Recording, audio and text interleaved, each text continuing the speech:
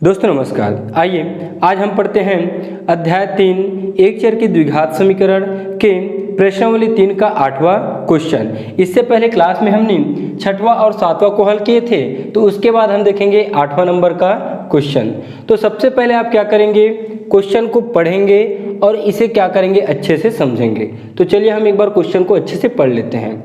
एक आयताकार पार्क का क्षेत्रफल 100 वर्ग मीटर है। पार्क की लंबाई उसकी चौड़ाई से 15 मीटर अधिक है।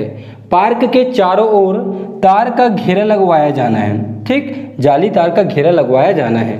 यदि 1 वर्ग मीटर जाली तार का कीमत 5 रुपये है, तो पार्क के चारों ओर तार की जाली लगाने की लागत ज्ञात कीजिए। ठीक, इतना हमको हल करना है। यहाँ पे आपको दिया है क्षेत्रफल।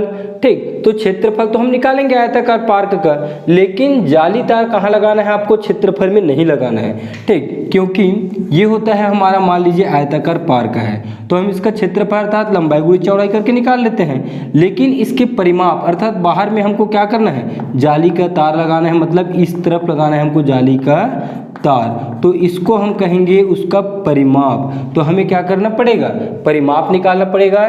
तो चलिए हम देखते हैं इसका हल।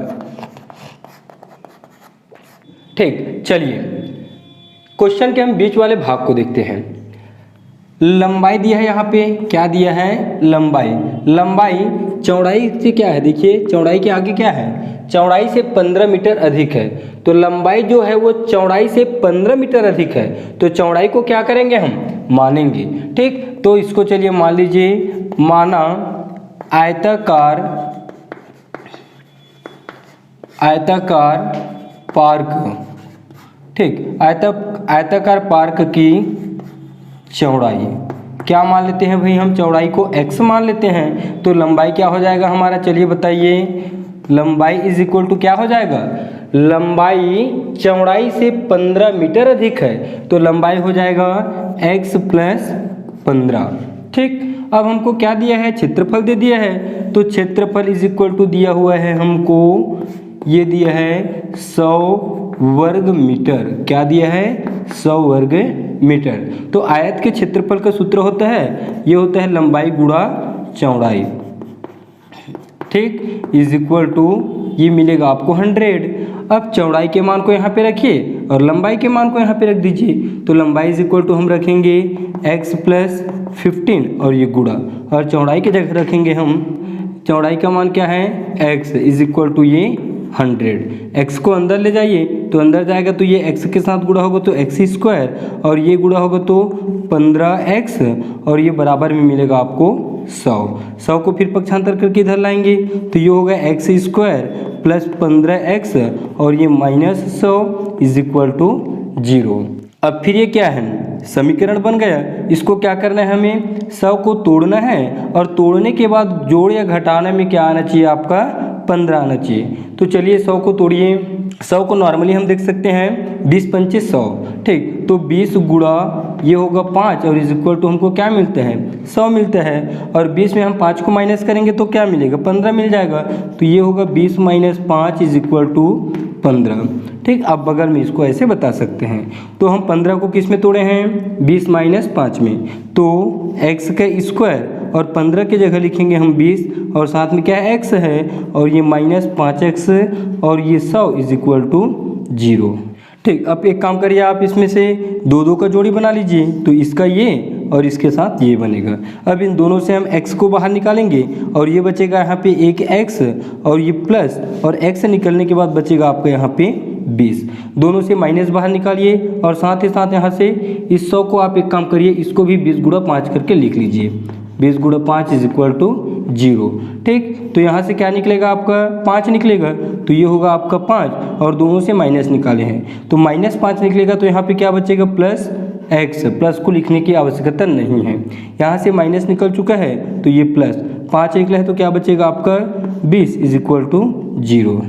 ठीक, अब हम क्या करेंगे, यहाँ से x प्लस 20 और यहाँ से भी x प्लस 20 को बाहर निकाल देंगे।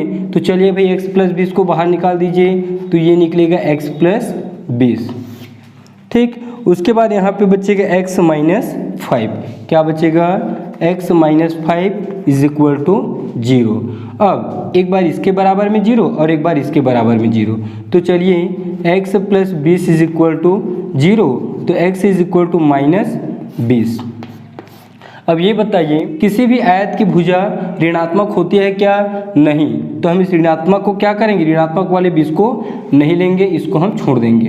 दूसरा देखिए आप x minus 5 is equal to 0, तो x इक्वल टू मिलेगा हमको +5। तो हम x इज इक्वल टू +5 का उपयोग करेंगे और निगेटिव वाले को क्या करेंगे, हम छोड़ देंगे, क्योंकि किसी भी आयत की भुजा ऋणात्मक नहीं होती है। तो चौड़ाई हम क्या माने हैं, x माने हैं, तो चौड़ाई क्या होगा भाई आपका, तो चौड़ाई इज इक्वल टू मिलेगा आपको 5 और लंबाई क्या हो जाएगा, लंबाई मिलेगा आपको x प्लस 15 अर्थात 5 प्लस 15 और इन दोनों को जोड़ेंगे तो क्या मिल जाएगा, ये 20। ठीक, तो हमको लंबाई और चौड़ाई पता चल गया। अब हम क्या कर लेते हैं, इस आयत का परिमाप निकाल लेते हैं। तो आयत का परिमाप क्या होता है, आयत का परिमाप का सूत्र होता है 2 गुणा लंबाई धन चौड़ाई। क्या होता है, 2 गुणा लंबाई धन चौड़ाई। ठीक, तो लंबाई क्या है आपका 2 और लंबाई का मान रख दीजिए, ये है आपका 20 और चौड़ाई का मान क्या है 5। तो 2 गुणा 20 और 5 कितने होंगे 25 और 25 दूनी 50। तो आयताकार पार्क का परिमाप कितना मिला आपको, 50 वर्ग मीटर। ठीक, अब प्रश्न को आप फिर से देखिए एक बार। पार्क के चारों ओर जाली तार का घेरा हमको लगाया जाना है। यदि 1 वर्ग मीटर जाली तार का कीमत 5 रुपये है, क्या दिया है भाई आपको, 1 वर्ग मीटर जाली का कीमत कितना दिया है आपको 5 रुपये। कितना दिया है 5 रुपये। तो 1 वर्ग मीटर जाली तार का कीमत 5 रुपये है। तो ये है हमारा आयत का परिमाप। ये जो बाहर में है ना, इसको हम कहेंगे आयत का परिमाप। और इसी परिमाप में हमको क्या करना है, जाली के तार को लगाना है। तो इस जाली के तार का 1 वर्ग मीटर मान लीजिए हम इतना को लेते हैं, तो इतने का कीमत कितना है 5 रुपये है। और टोटल आयत का परिमाप कितना है, इस पूरे का परिमाप है आपका 50 रुपये। कितना है भाई 50 रुपये। तो 1 वर्ग मीटर के लिए 5 रुपये, तो 50 वर्ग मीटर के लिए कितना हो जाएगा।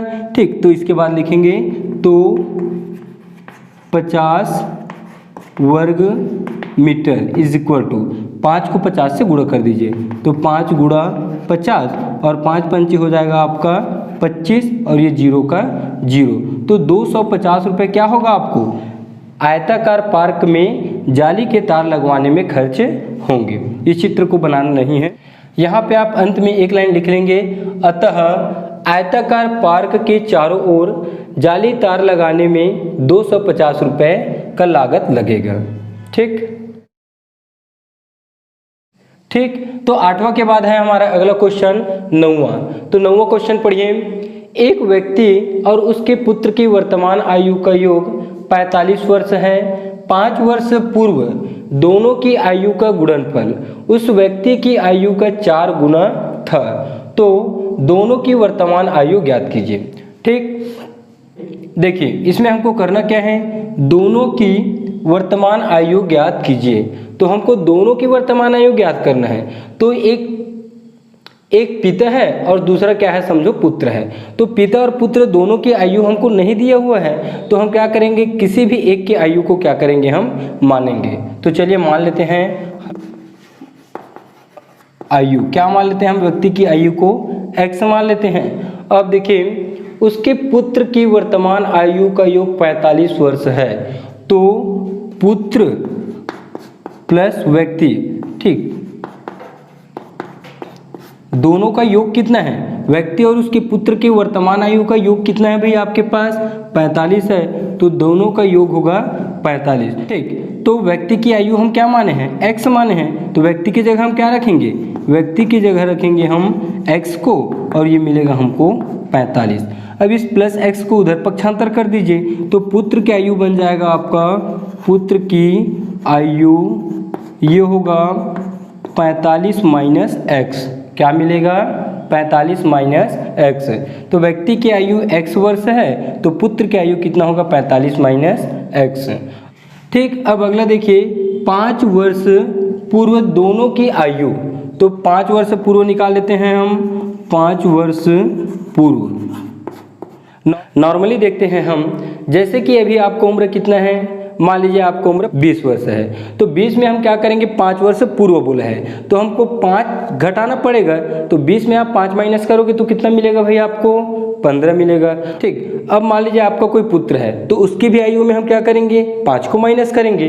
तो चलिए हम दोनों की आयु में क्या करते हैं 5 को माइनस करते हैं। तो 5 वर्ष पूर्व व्यक्ति की आयु क्या होगा, व्यक्ति की आयु।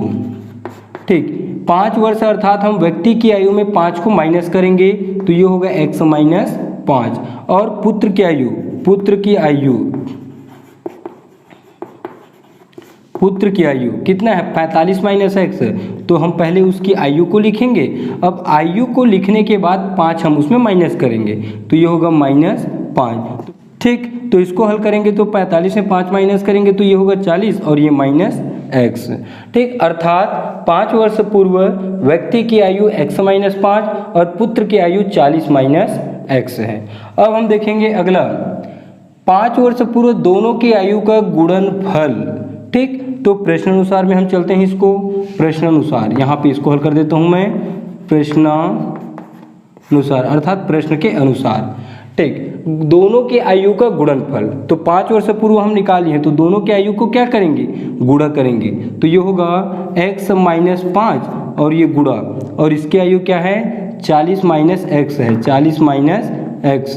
ठीक, गुणनफल तक हम पहुंच गए। गुणनफल उस व्यक्ति की आयु, व्यक्ति की आयु क्या है देखिए भाई, व्यक्ति की आयु है आपका x माइनस 5 तो ये होगा x माइनस 5।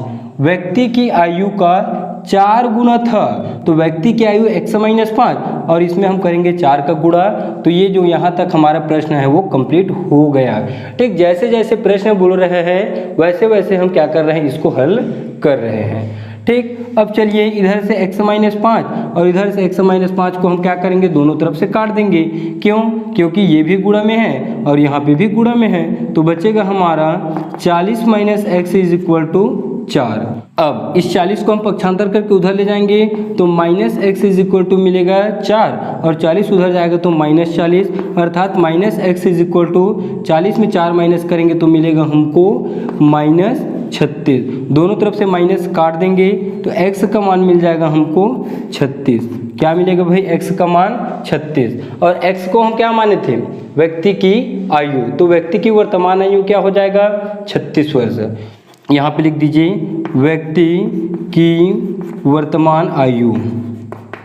ठीक, वर्तमान आयु x इज इक्वल टू 36 तो ये हो जाएगा आपका 36। और पुत्र की वर्तमान आयु, पुत्र की वर्तमान आयु आप इसको सेम टू सेम ऐसे ही लिख लेना।